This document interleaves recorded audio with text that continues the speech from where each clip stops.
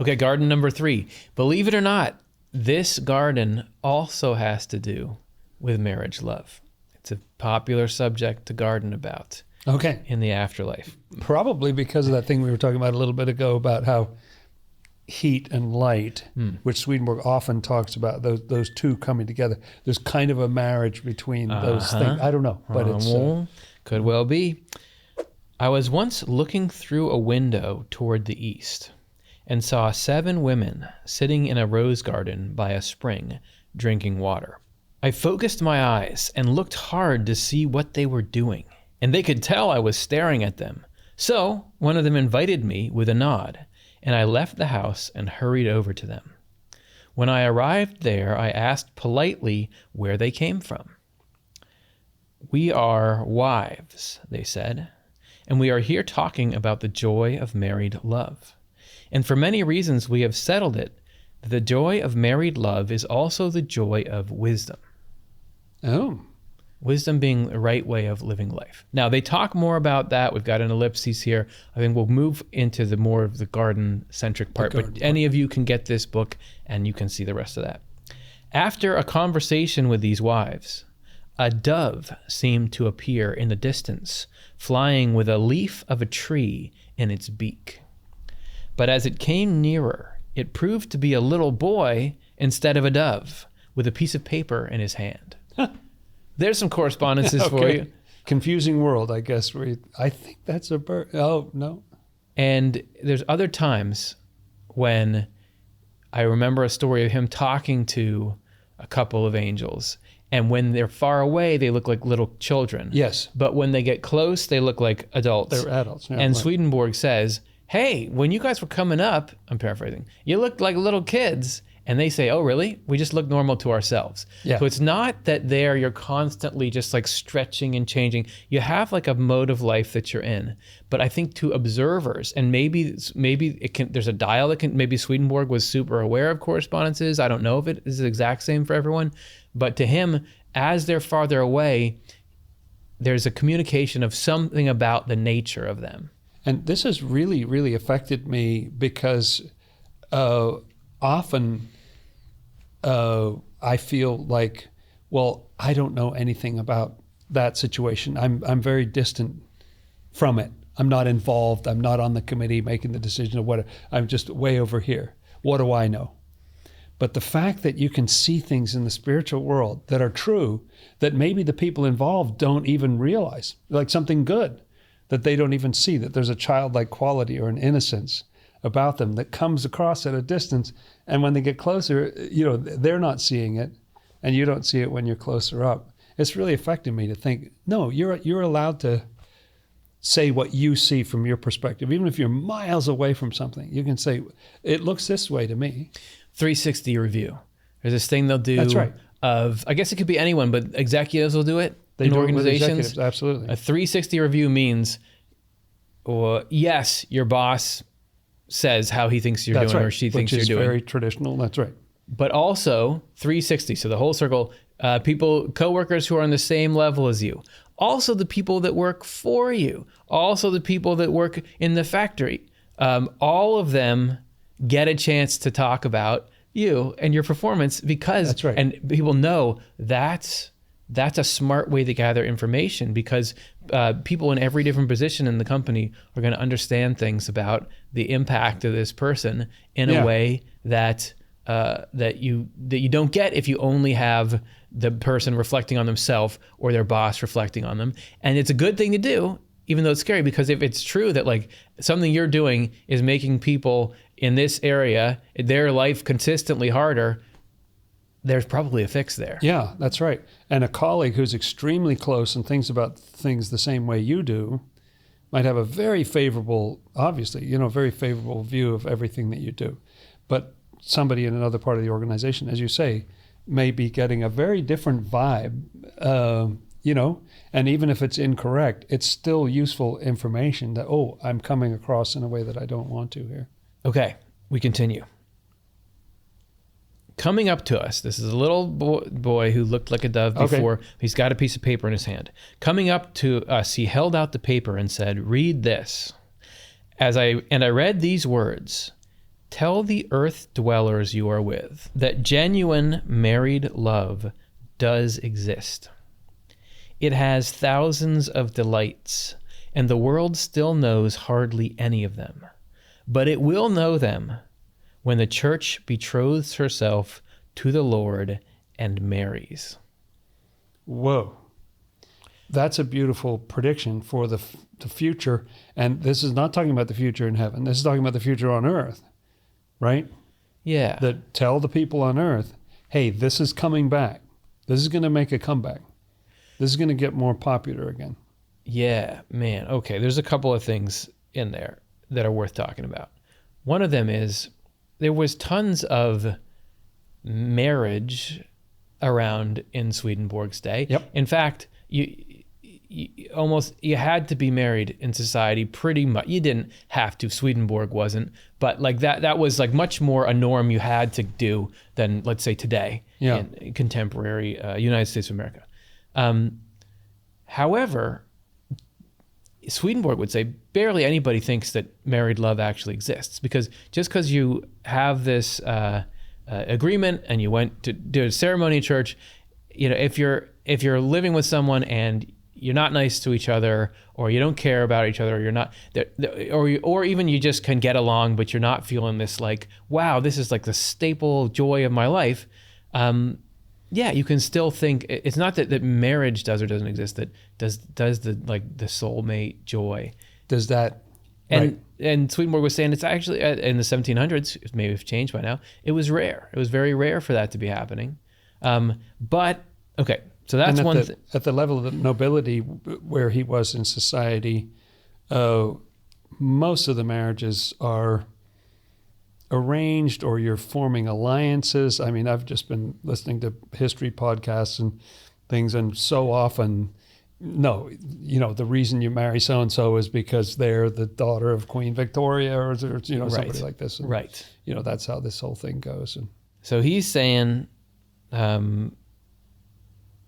listen, this can not just be something that makes some political alliance, but this can be the really great thing that you love.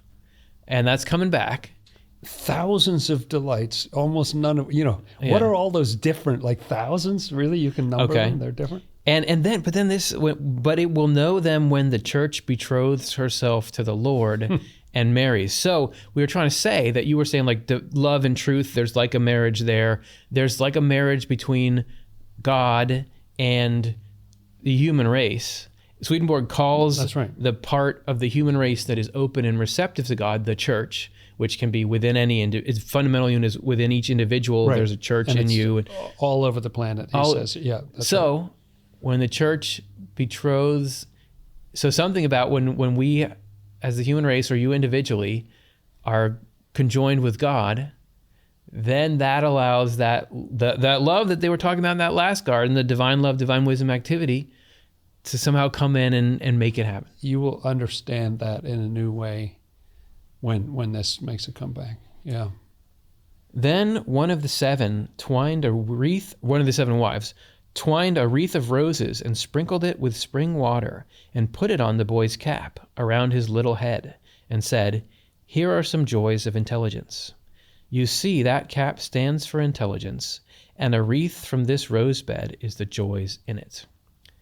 Decorated that way, the boy set off, and in the distance again he looked like a dove flying, but with a garland on its head. Interesting too that interaction with the boy was for Swedenborg, because he said, "Tell the earth dwellers that you're with." Yeah, he didn't come here to be with the other people who were in the garden. It's not just random. Like there's intent and all that. Okay, then we're going to later. He has a so sequel. Swedenborg may feel like when he's looking out the window, I mean, he knows how it works by now, for sure.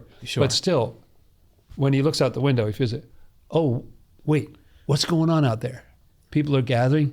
Well, I'm interested to know what they're talking about. What's going on? Yeah.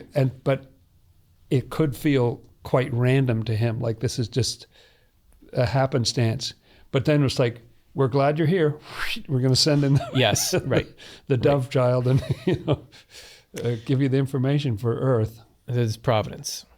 Okay, then there's a sequel interaction with these same seven wives.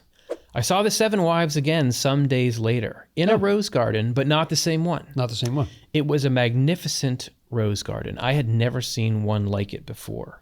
And by the way, he was the owner of a nice rose garden, and still to this day in Skansen, which is an outdoor museum in Sweden, you can see there's a rose garden outside. They still have his summer house that he wrote the books in, and they have a rose garden out in front of there, which is appropriate. Nice.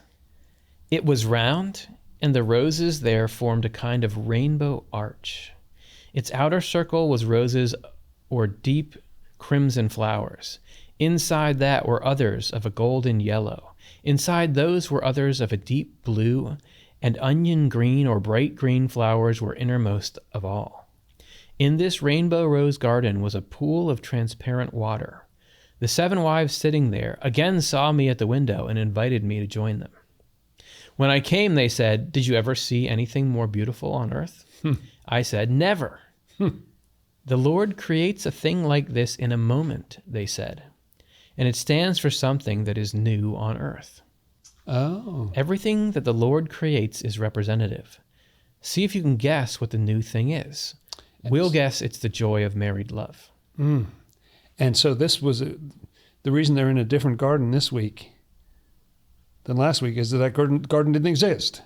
Yes. This is new, and it represents something new that's happening. It's not just like it flicks in and flicks out, but this is here because there's something new happening on earth. There's something new going on. They're going to guess that the new thing happening on earth is this, some kind of start of a revival of the joy of married love. When I heard this, I said, "The joy of married love. You told me so much about it so eloquently before, from your wisdom." After more conversation with the wives and their husbands, the little boy came again with a piece of paper in his hand and held it out to me, saying, "Read."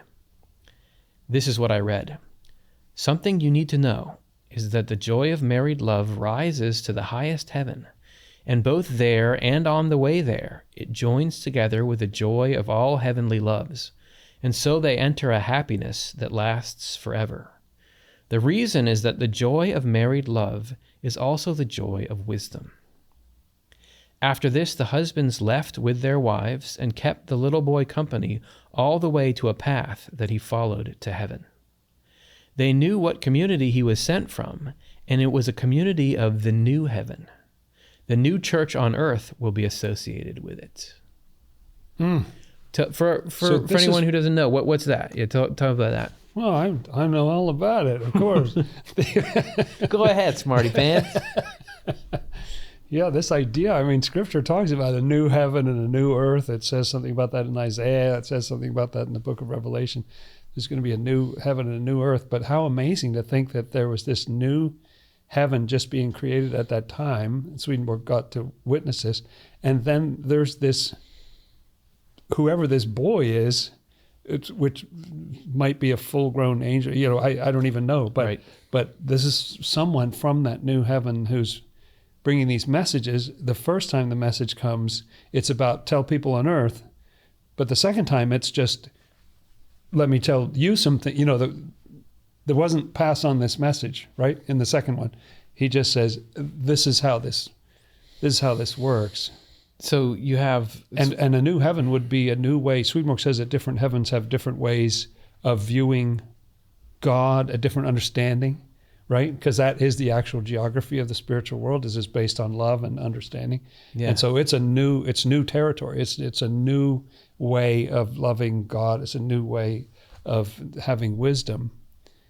And this idea that those joys are the joys of wisdom. Like, I think people would think, well, okay, the joy, yes, there are joys and satisfactions and pleasures in marriage and so on.